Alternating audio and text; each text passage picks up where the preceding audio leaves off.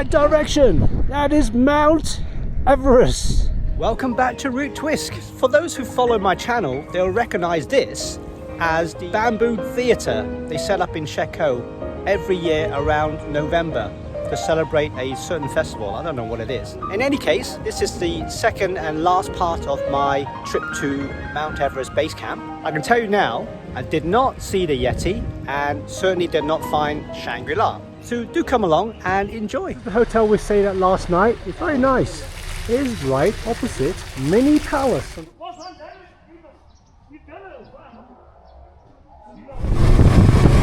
So here's the start of our second day. Really makes me happy to see these hay bales. I don't know what it is. I'm not from a farm, never grew up on a farm. Don't know much about farming at all, but seeing hay bales somehow conjures up a happy feeling. Perhaps it's to do with harvest, I have no idea. I think hay bales makes me think of a day exactly like this. Sunny, a day you lie in the grass. Hello! Isn't this a beautiful day to be riding? In the valley, pretty lush, I like it. So we just had a delicious lunch. Problem is not to overeat, especially carbohydrates, because for sure you're going to feel sleepy. And we want all the concentration we can muster. This is the famous Route 318. So what's so special about it? Well, it starts from Shanghai and goes all the way to Nepal, a distance of approximately 5,600 kilometers. So they say, be careful what you wish for. Yesterday was horribly grim rain. Today it was actually a little bit too hot. Sooner, as I said, careful what you wish for, now pouring the rain. But at least the road conditions are not as treacherous as yesterday. It's more or less just riding on a flat dual carriageway. Not too bad. Whoa, it's quite heavy. It's even coming through the opening in my mouthpiece. Just having a quick pit stop. Well, there you have it. 318. The most beautiful landscape road in China. And I wouldn't argue with that. It has been incredible so far. It's pretty rugged up here, isn't it? I don't know if you can see to the right hand side of the road, there's a pilgrim wearing a yellow vest. Every 10 steps or so, he gets down on his knees and on his front, and I have no idea how far he's going to walk. I mean, that's dedication, respect. That is truly, truly devout. Here's the pilgrim, a bit closer. Truly respectful. Incredible. We're suiting up because up ahead there looks like a pretty bad rainstorm. I've seen lightning. I don't know if we'll be lucky enough to catch some lightning or shots of lightning. I don't want to be hit by one. Let's scan the sky. So where we stopped earlier in the day was a photo op for the 5,000 kilometers from Shanghai. This is the actual landmark, or 5,000 kilometers from landmark, right here. Now the reason they didn't put the photo op station was because there isn't a space required here. So there you go. Okay, another tick on the box. Today is a big day. This is the day when we push for Mount Everest Base Camp. I'm a little bit lost for words. I don't know what to expect. All I do know is there is one section of the road called 108 bends. Now whether there are actually 108 bends I don't know, but there's a lot of them. Now we've also been told that there'll be a lot of tourist buses coming in the opposite direction, and to be extra careful because they quite often stray onto the other side of the road, especially around the bends. We've been warned.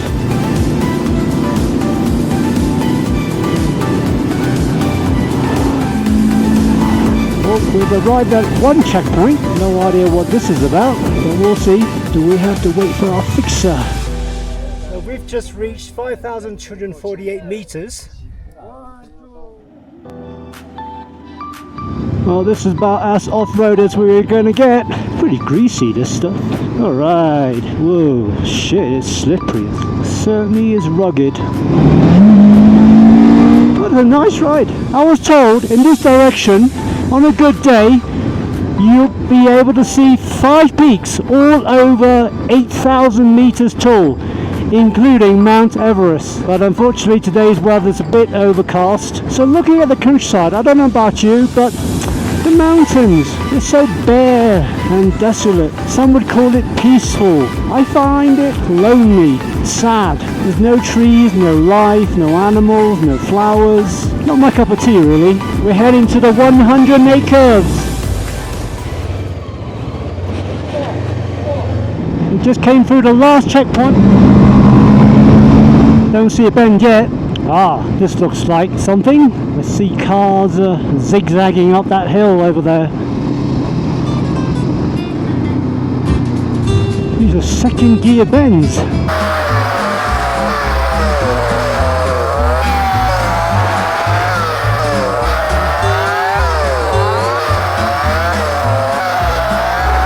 Anybody been counting how many bends? I haven't, I've lost track. Wow, what a view, what a view, what a road. Oh, people cycling. Wow, hardcore.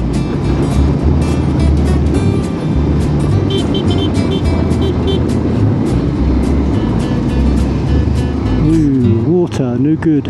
More water, no good. 5198. Well, this is the 108 bends. My goodness, just look at it. Could you believe it? Amazing. So later on we've got to go down. We've been up one side, going down the other side, through the rain over there, and somewhere over there, I don't know, maybe where the snow is Mount Everest Base Camp. Sorry for the heavy breathing. I haven't been running, but manhandling the bike around these sharp bends gets physical. Oh, going down the 108 bends is a lot more fun, especially on this 500 twin. It just doesn't have the power to go up. Go down the hill, yeah, we're okay. Oh, just look at that. Amazing! Got to keep an eye on the potholes. Actually, the roads are surprisingly smooth and good, given the conditions. I would imagine with the frost and ice and so on, it can't be very nice for the tarmac, or the expansion and contraction. It's survived it pretty well. Not much runoff here. One straight down there. Not good. I like that. It says, I love you, China. That's interesting. Look at that. It's like a castle or something. Here and over there. No idea what you would be defending against. A choke point here in this valley, maybe? Right, let's see what it says here. Mount Everest Town, 2 kilometers. Base camp, 45 kilometers. Ugh, eating the dust. I did bring an industrial filter, mask that is. Wasn't for this purpose, it was actually for the bathrooms. I was warned, they're pretty wicked. I guess this must be Mount Everest Town. It's not quite your average town, is it? Fair bit of construction. This hotel has so much automation. Not only is the bathroom like the ones in Japan, but check out the curtains. It's voice command. Open sesame! 已经打开窗帘. Look at that! So for this part of the journey up to the base camp, we have to take a shuttle bus. We left our bikes back at the hotel. It should be 45 kilometers, about an hour's drive, I guess. See here also the many guest house for the tent. Yeah, sort of village more than a camp. Yeah, this is only for the summer for the tourists stay here. 好的，咱们到了。前面坐一点。 More like a disco here than a base camp. I'll take whatever comes. Oxygen for sale, hot noodles, sausages.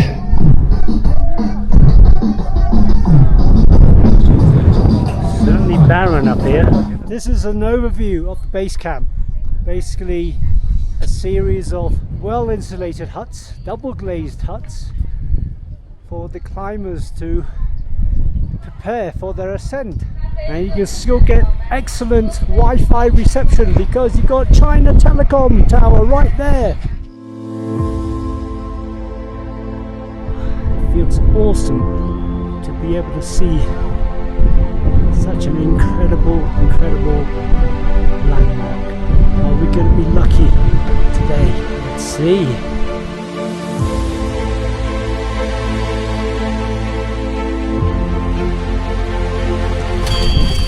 It's also sacred up here.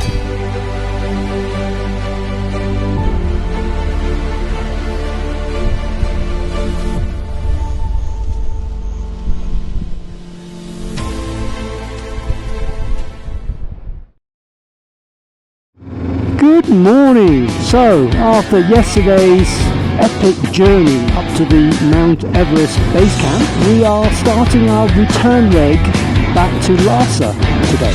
This is morning rush hour in Mount Everest town. I think it's called Mount Everest town, that's what the road signs said. So this is the beginning of the 108 turns from the, I guess, western side. This village is pretty. I like it. Now the number 108 is quite significant in Chinese culture. There's a very famous book called The Water Margin where there are 108 outlaws. He's one of the 4 Chinese classics. Ah, here's that tunnel. Everybody's stopping for a photo. Right, we're back to the flag place. We're nearly done with the 108 curves on this side. What an exhilarating ride. That's a nice monastery. So we passed the 5248 meters checkpoint behind us. We're not stopping for photos as we did that yesterday. Gonna make haste. I think on our way to base camp it took us 3 days, but on our way back we're gonna do it in 2. The aim is to get back Saturday night, get a good night's sleep and fly back to Hong Kong on Sunday. Back to work on Monday. Oh no. Okay, this is not your average obstacle. Hello yaks. They are cute. We just had a beautiful picnic in the afternoon sun, having fresh watermelon. It's so relaxing. These local ladies are spinning their wool the traditional way. I'm not sure if they're going to make a blanket out of it or a carpet or whatever. Wow. Amazing. I'm not sure if you can pick up the rainbow on the right hand side, right above the town. Can you see it? Rainbows, I think, notoriously difficult to catch on camera. It is there. I don't know if you can see it, but the rainbow was right along the end of this road. So this traffic jam is caused by end of school.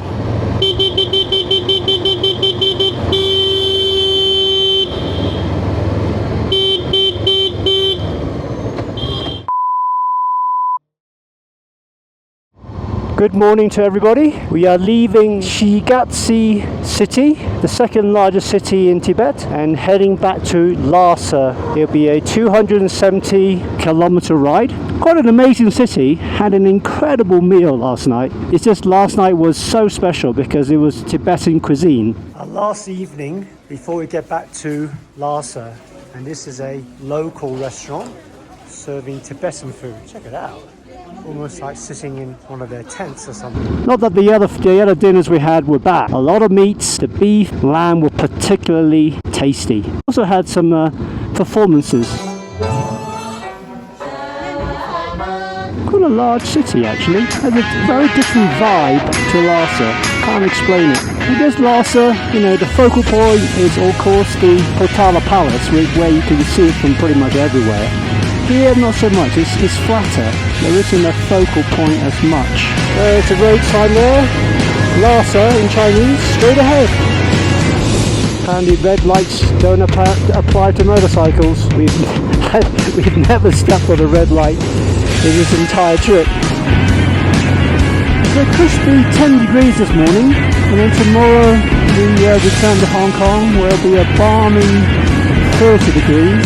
There's a typhoon that just passed, but apparently there's a super typhoon coming on Tuesday. So the minute I get back to work, collect my laptop, and then I'll be working from home again. Annoying. I hate working from home. Can't get anything done. Wow, look at the autumn colours coming in. That's beautiful.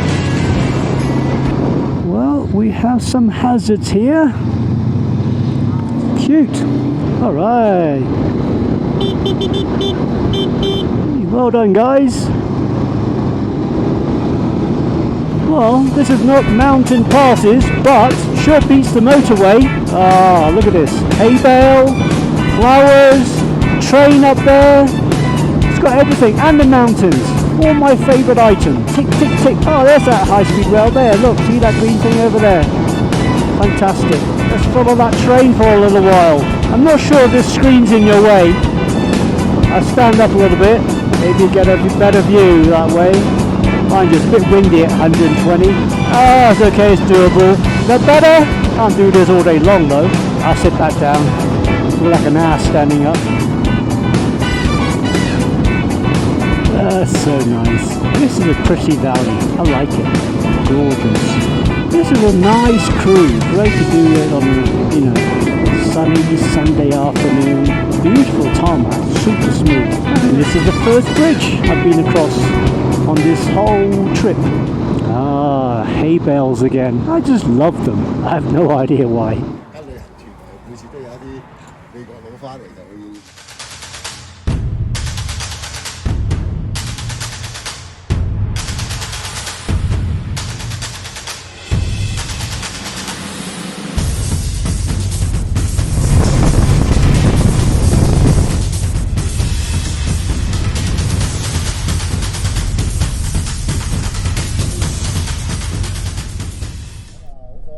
Have you ever seen a cow by a petrol station?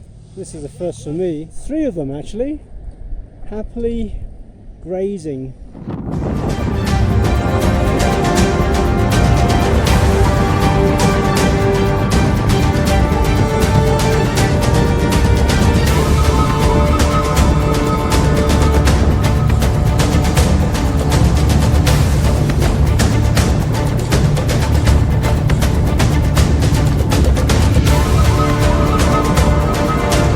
For the very last part of my journey, our journey, back to Lhasa, the heavens really opened up. And thank goodness this didn't happen at the start or halfway through, because we got absolutely soaked. And it was kind of chilly too. The Kobe was absolutely reliable throughout the entire trip, and got back in one piece without any mishaps whatsoever. Thank you so much. It deserved a big pat on its petrol tank, shall we say. What an impressive mall in Lhasa. It's Saturday evening and everybody's out.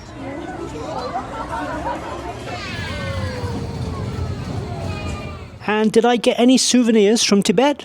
Well, yes, of sorts. I bought this beautiful suit made by Her. Quality piece of kit. It's a 4-season outfit. Comes with all the usual stuff. Vents for summer, lining and waterproof for winter and so on. What really sold me was this. It's gorgeous Tibetan charm. Call me superstitious if you like. And the price, unbelievable. So what did I learn from this trip? Well, for one, Tibet is absolutely amazing. The scenery, the people, the food, the roads, incredible. However, I did leave with a bit of a heavy heart in it really, where I really wanted, for my next trip anyway, to get to 20,000 feet or above 6,000 meters. It's just a personal thing. I can't explain why, it's because it's a target, shall we say. But I hope you enjoyed the trip with me, and catch you next time. Take care now. Bye.